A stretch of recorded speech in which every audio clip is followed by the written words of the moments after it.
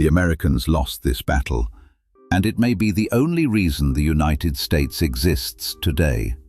On a small hill above Boston, a mob of untrained farmers faced the most powerful army on Earth. What they did in the next 2 hours would terrify the British Empire. It was June of 1775. The revolution was only weeks old. The British held Boston, they held the sea, they held every advantage. Facing them was not an army. It was a few thousand farmers, shopkeepers and blacksmiths carrying their own muskets and almost no gunpowder.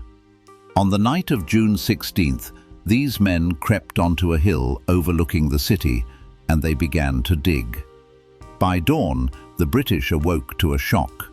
A crude earthen fort had risen on the heights overnight, staring straight down at their army. The British decided to make an example of them.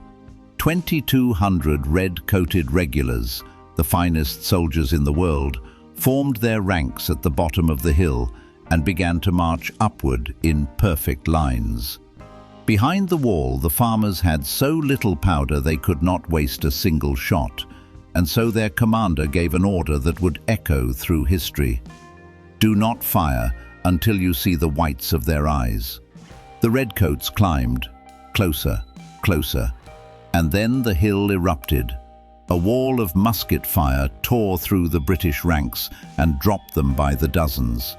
They fell back, they reformed, they climbed again, and again the farmers cut them down.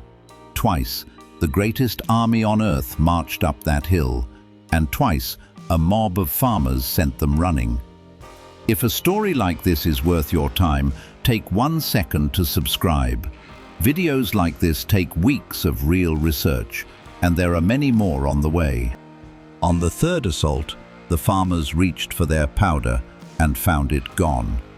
There was nothing left to load.